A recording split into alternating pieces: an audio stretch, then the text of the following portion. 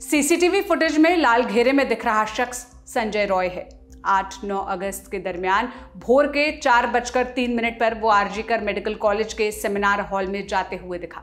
आज तक के अरविंद ओझा के हवाले से ये एक्सक्लूसिव फुटेज सामने आया है, जिसके जरिए ट्रेनी डॉक्टर के रेप और हत्या केस की पूरी टाइमलाइन पता चलती है। सीसीटीवी में और क्या दिखा, संजय रॉय सेमिनार हॉल में क्या लेकर गया था और वहां से कितने बजे निकला, सारी डिटेल्स आपको इस वीडियो में बताएंगे।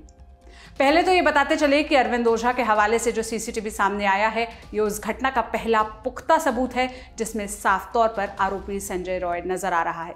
कोलकाता के आरजीकर मेडिकल कॉलेज के सेमिनार हॉल में 9 अगस्त को 31 साल की ट्रेनी डॉक्टर की रेप कर हत्या कर दी गई थी। ये फुटेज सेमिनार हॉल के पास के कैमरे का है। इसमें 4:03 पर आरोपी संजय रॉय सेमिनार हॉल के अंदर घुसते दिख रहा है। जब वो अंदर जा रहा था तो उसके गले में ब्लूटूथ था, लेकिन जब वो बाहर निकला तो उसके गले से ब्लूटूथ गायब था।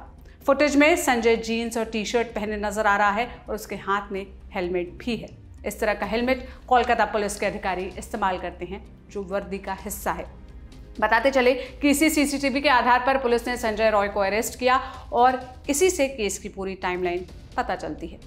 आज तक की रिपोर्ट के मुताबिक सीसीटीवी के आधार पर पता चलता है कि 3:42 पर आरोपी संजय रॉय आरजीकर मेडिकल कॉलेज के गेट से अंदर घुसता है और गेट के पास बाइक पार्क करता है।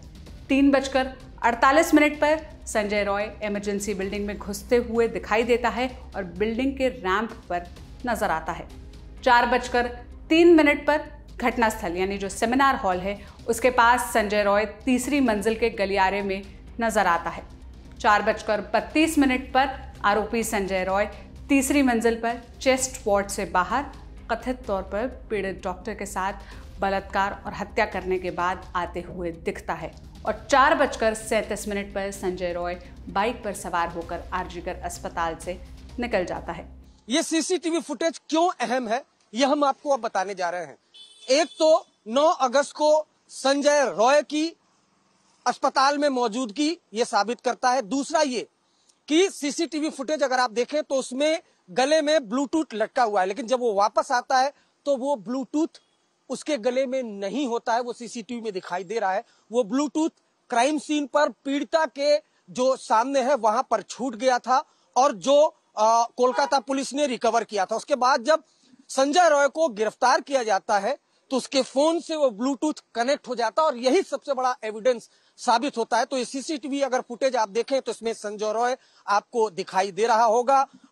4:30 पे उसकी एंट्री होती है, इधर उधर देखता है, उसके बाद सेमिनार हॉल के अंदर वो जाता है, जो पीड़ित डॉक्टर है उसके साथ रेप करता है और जो पूछताछ में उसने बताया कि वो सेमी अनकॉन्शियस थी, सो रही थी, तभी उसका मुंह दबाता है, गला दबाता है। जब वो पूरी तरह से बेहोश हो जाती है तो उसके साथ रेप करता है, उसके बाद मर्डर करता है, उसके बाद वो वहां से निकल जाता है। इसलिए हम कह रहे हैं कि ये सीसीटीवी फुटेज जो है वो ताबूत में आखिरी कील साबित होगा। यानी इसी समय के बीच आरोपी संजय रॉय ने रेप और हत्या की वारदात को अंजाम दिया। वहीं ट्रेनी डॉक्टर की पोस्टमार्टम रिपोर्ट से हत्या के पहले रेप की पुष्टि हो चुकी है। उनके शरीर के बाहरी हिस्से में 16 जगह चोट के निशान मिले और शरीर के अंदरूनी हिस्से में 9 जगह जख्म पाए गए। वहीं इस केस पर 22 अगस्त को सुप्रीम कोर्ट में सीजीआई DY चंद्रचूड़ की अध्यक्षता वाली बेंच ने सुनवाई की। वहां सीबीआई ने इस केस की स्टेटस रिपोर्ट सौंपते हुए कहा कि घटना के बाद क्राइम सीन में छेड़छाड़ हुई है। क्राइम सीन की सुरक्षा करने में कोलकाता पुलिस पूरी तरह विफल रही।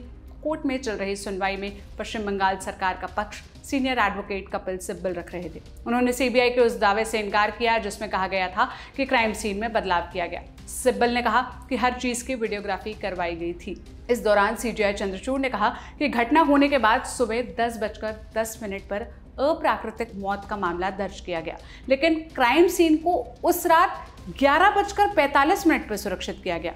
उन्होंने कहा कि यह बहुत परेशान करने वाला पहलू है। सिब्बल ने इस बात से इनकार किया और बेंच को घटनाओं के टाइमलाइन वाला एक दस्तावेज दिया।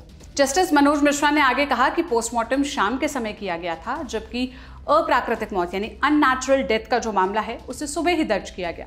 सुप्रीम कोर्ट ने सवाल किया कि पोस्टमार्टम के बाद ही अपराध स्थल को सुरक्षित क्यों किया गया। अंततः सीजीआई ने ममता सरकार और कोलकाता पुलिस का पक्ष रखने वाले वकील कपिल सिब्बल से कहा कि वो केस डायरी सबमिट करें। इस मामले की अगली सुनवाई 5 सितंबर को है। जो भी अपडेट आएगा हम आप तक पहुंचाते रहेंगे। इस खबर के लिए इनपुट दिया था आज तक से हमारे सहयोगी अरविंद ओझा ने। मेरा नाम सोनल है। देश और दुनिया की तमाम खबरों के लिए आप लल्लू टॉप देखते रहिए। शुक्रिया।